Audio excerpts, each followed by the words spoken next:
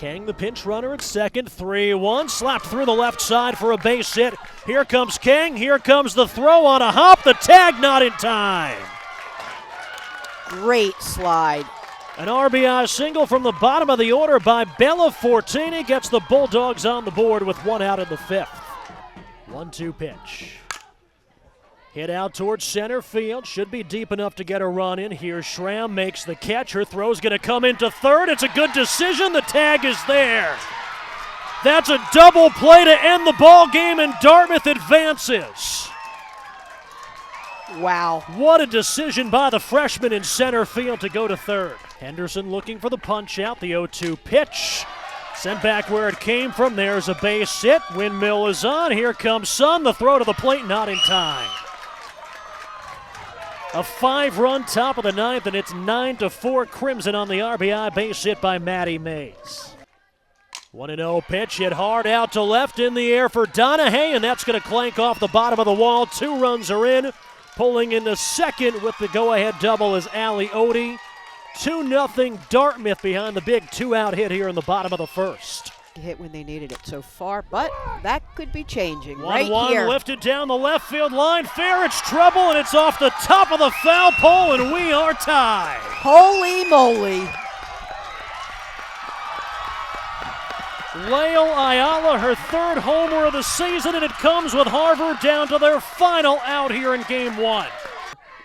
Bases loaded, and she swings and sends it to the gap in left center field. Harvard has one. Here comes the second. The throw comes into second. They're going to try to tie it. The throw, the tag, and they got her. Bobowski tried to motor around from first. That would have tied the game, but again, Dartmouth cuts a runner down on the bases. Hitter Maddie Mays steps in. Mays hits it hard down the left field line. There's a base hit. Bobowski scores. Sun will go station to station, and it's 1-0 Harvard. Still nobody out in the top of the first. 3 straight 2-out base hits, 2-run double by Odie and a 2-run single by Malone. Hit hard down the left field line, tough play, but Donahue tracks it down in front of the wall. 2 in scoring position, 2 outs. Off the end of the bat, out towards left center field, carrying, that's down for extra bases. 2 runs are in, Harvard has the lead. Payne standing at second, pumping the fist with a 2-run double. Primarily Harvard's second baseman.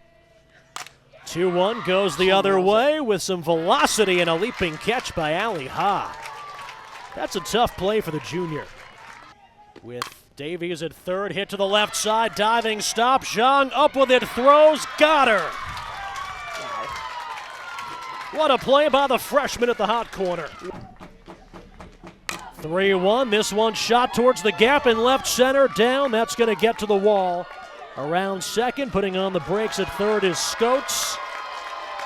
We questioned whether Woodridge would have the green light, and on 3-1, she turned her loose, and she doubles. 2 in scoring position, nobody out here in the top of the 7th. 0-1, hit hard through the right side for a base hit. Sabloni dives, can't prevent it from getting to the wall. Sun around second. And she'll hustle into third without the throw. It's a 1-out triple by the Ivy League Player of the Year, Sophie Sun. 0-2 to Ford.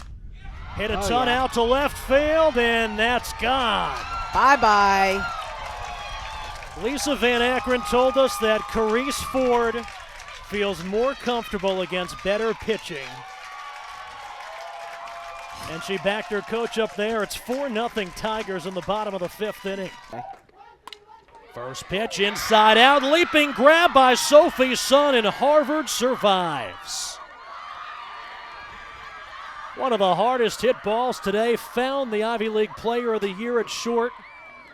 Harvard hangs on for the 6-5 win. They move on to take on Princeton tomorrow in the championship.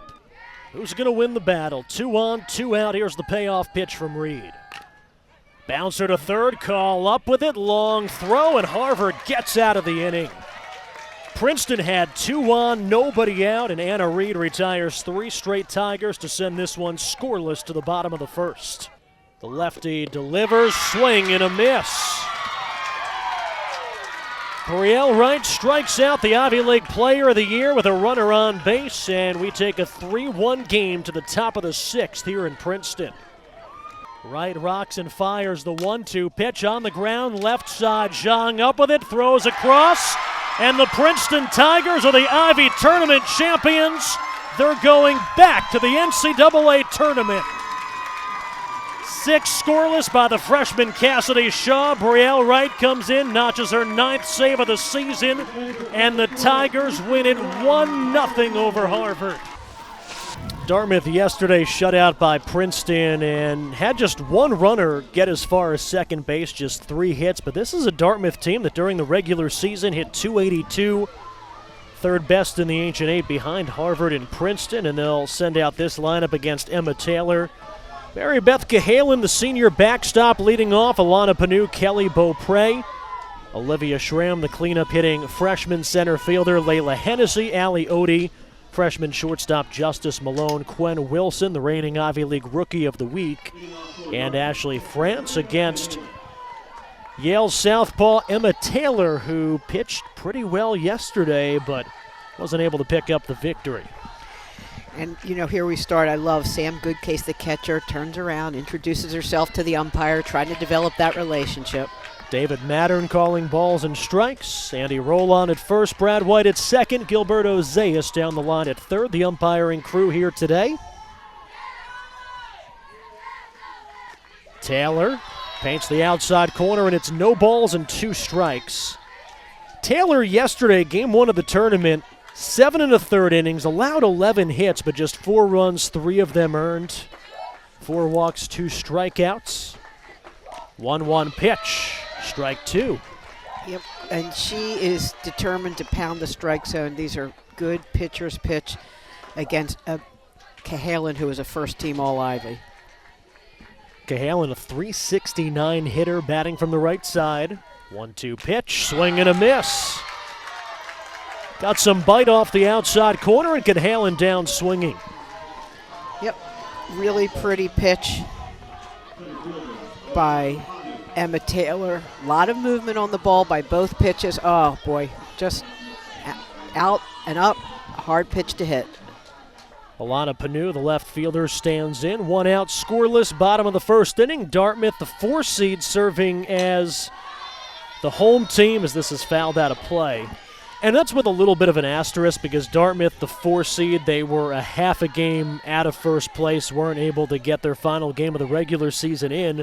And prior to yesterday, they were on an 8-game winning streak to close out the regular season. Yep. I feel bad that they didn't have the opportunity at least to play that last game, but you can't compete with the weather. Panu takes a called strike 2, and it's 0-2. Emma Taylor, last year as a freshman, 23 games, 15 starts, had an ERA just a shade under 5. And this year they were expecting her to kind of be that number 2 weekend starter behind Maddie Lotta, who was injured 3 pitches into the Ivy League opener. And Coach Richardani said that she really carried the yeoman's share of the work. They really depended on her, and she's come through. Talked about the workload that fell on Emma Taylor's shoulders and talked about how physically she was ready for that heading into the season. And she's proven it, second team All-Ivy. Yep, and the truth of the matter is you want your athletes to want to compete, and I'm sure she was happy to take the ball and continues to be and wants to be the person in the circle. Taylor, just a sophomore from outside of Philadelphia, Havertown, Pennsylvania. Haverford High School. 1-2 pitch from the lefty, fouled off in the box by Panu.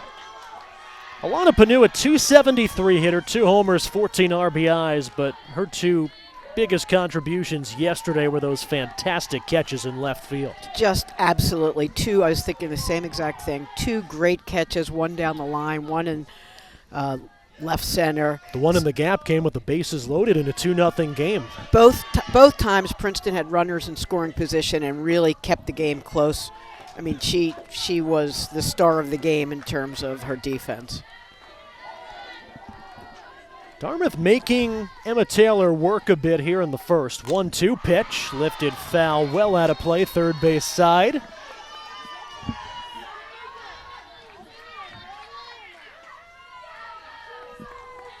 After this batter, we'll take a look at the defense behind Emma Taylor for the Bulldogs, similar to what we saw yesterday.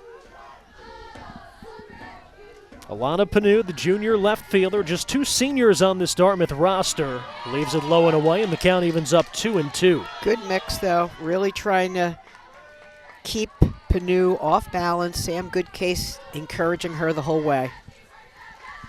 Yale the 2 seed, Dartmouth the 4 seed, just a half a game separating these two teams in the regular season standings. 2-2 from Taylor, and that got the knob of the bat. It was a foul ball, but it looked very close to a hit bats person. But Panu's not complaining, so you know that it hit the bat. Went a long way if it did get anything besides the bat. Yep. Taylor struck out Cahalan, looking to get through Panu, and the pitch just misses. Just misses outside. Emma Taylor against Dartmouth in the regular season. Game 1 of that series on the wrong end of a 1-0 decision. Allowed 2 hits over 6 innings and took the loss. 3-2 pitch. Out towards center, and a bloop single that just sneaks through. So Dartmouth has first base runner here in the first. Take a look at the Yale defense. Katie Donahue shifts to left, Mull in center, Muscalina in right. Around the diamond, Fortini at third, Scotes the captain at short, Peoples at second, Ferrer at first. Goodcase, who's thrown out over 40% of attempted base stealers this year, behind the plate for Emma Taylor. Taylor game 3 against Dartmouth in the regular season, 3 unearned runs and a complete game victory. So she pitched really well against the Big Green. And Beaupre was one of the 3 hits yesterday that Dartmouth was able to notch. Looking for one right here. 0-1 up the ladder. Goodcase stared down the runner at first, but didn't attempt to throw behind Panu, but that's something to keep an eye on. See the number for Beaupre, 1 for 3 yesterday with one of those 3 singles. Good power, good production, tied for the team lead in RBIs. 1-1 in the dirt outside. You can still call it the dirt, right? Absolutely. In my mind it is. Goodcase is one of the few catchers that I've seen who is still able to calls her own game. Coach Ricciardani and I had a lovely conversation about it yesterday, and she believes the pitcher and catcher know best. They see it the best, and there are just not many coaches who allow that to happen anymore. It's got to be hard to give up that control when you were as good of a pitcher as she was. And she did say she thinks it's about control, but my guess is her catcher called the game. I didn't ask her that. I'd be curious. It's an art to calling a game. 2-2 pitch, low and away, and the count goes full for the second batter. You know, you're really not just worrying about the particular pitch, but you're setting up a batter in the entire at-bat, and obviously what your defense needs as well, and what your pitcher's throwing well. 3-2 pitch to Beaupre, and she walks her. 2 on, 1 out in the home half of the first for Olivia Schramm. You know what? That's a good at-bat for Beaupre. She hung in there, fouled a few balls off, and was able to work the walk.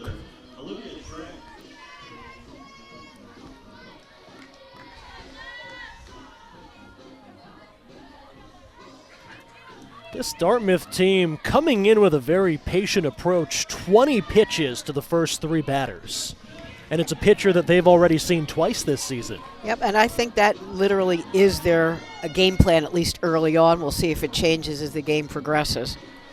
Olivia Schramm, the freshman center fielder, in the cleanup spot. Not your typical cleanup hitter, but they love the dynamic she brings from the left side in the middle of the lineup. After Cahalan struck out, Panu singled up the middle, and then Beaupre drew the count full and drew the walk. And Schramm was also one of the 3 to get the hit against the Tigers yesterday, one of the 3 hits in the game.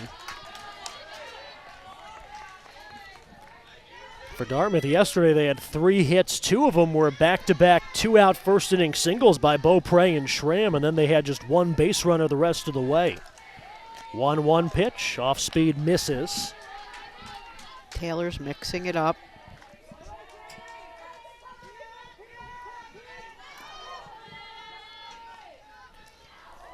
Middle of the order, 2 runners on early in the game. 2-1 in on the lefty, 3 balls and a strike. And you could see Schramm wanted to go for that. And Coach Ricciardani is asking, where was that? She is not being shy about it. And I'm not sure where it was myself. Good hitter's count for the Dartmouth cleanup hitter. And it's down low to load the bases. Back-to-back walks, and Dartmouth in business here in the bottom of the first. So Yale wants to bear down now, and Dartmouth wants to put some pressure on. You got 3 runners on with only 1 out. They're really looking to plate a runner here. Layla Hennessy, the third baseman, swings and loops it foul down the right side.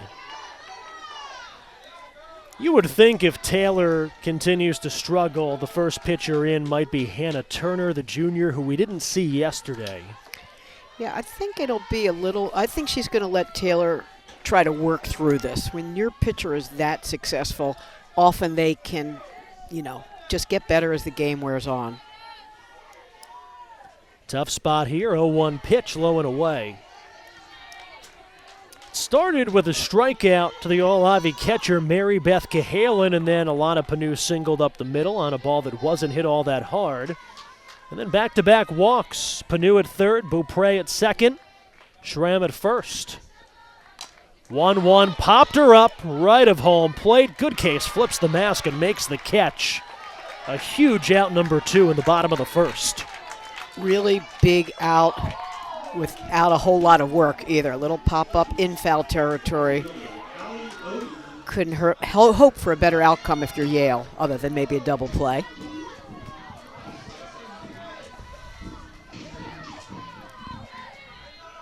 No score, home half of the first. Elimination game, day 2 of the Ivy League tournament, and Allie Odie comes up with the bases loaded. First pitch outside to the right fielder. And Taylor's already thrown 28 pitches in this first inning.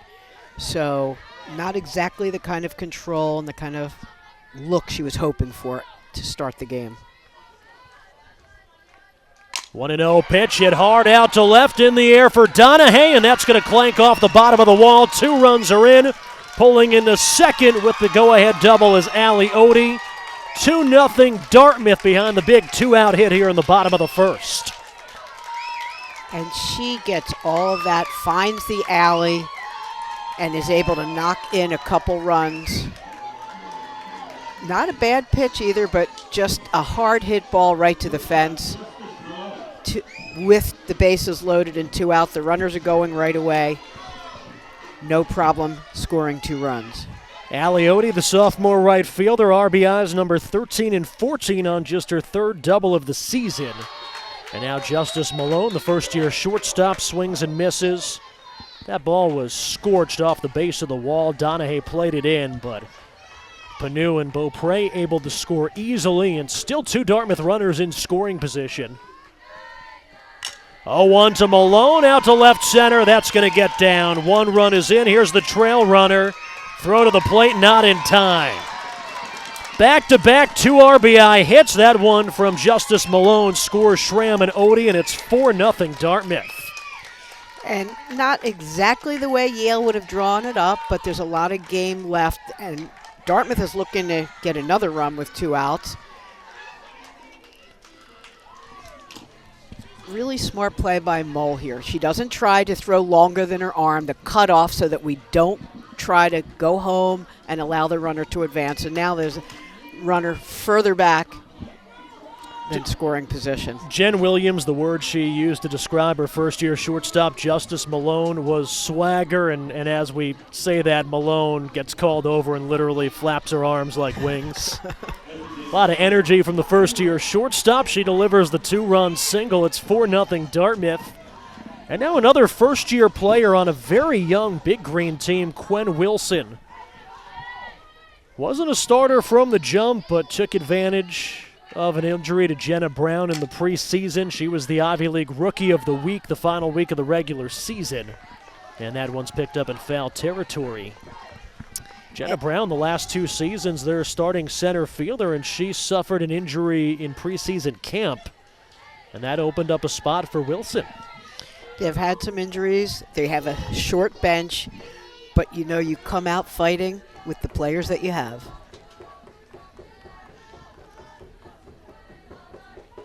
Oh, 1 pitch, low and away for a ball. You look at Dartmouth's bench, they only have 6 players listed that aren't starters. One of them, Rachel McCarroll, is their only other pitcher. She's played 1 inning in the field just because she was the last player left and they had some injuries in a midweek game against Boston University. Jenna Brown just coming back off that preseason injury, so she's been back but not able to crack the lineup. Stella Bale's hurt, Lauren Ben Ezra's hurt. Anjali Pant is essentially a practice player, someone that they pulled in off the Dartmouth rugby team. Hit hard, back up the middle, another 2-out base hit to center field for Quinn Wilson. Dartmouth loaded the bases and then Hennessy popped out to the catcher, but 3 straight 2-out base hits. And with the exception of Malone, both Odie and Wilson hit the ball hard. Malone's looks the same in the score sheet, though. She still gets credit for the hit. Malone up to second, Wilson aboard at first, and now the 9th Dartmouth player to come up, Ashley France, the second baseman. Wide open stance from the left side as she lets that one pass low and in. And there's no action in the Yale bullpen, so I think it's Taylor's game, at least at this point. The 38th pitch here in the bottom of the first coming up from the sophomore lefty.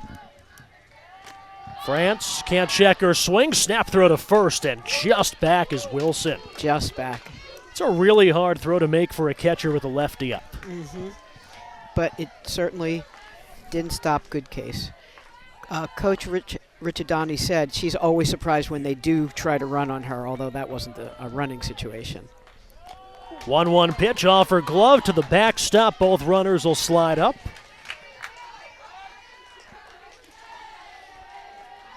Wild pitch, pass ball in any event. Much easier for the runners to score now.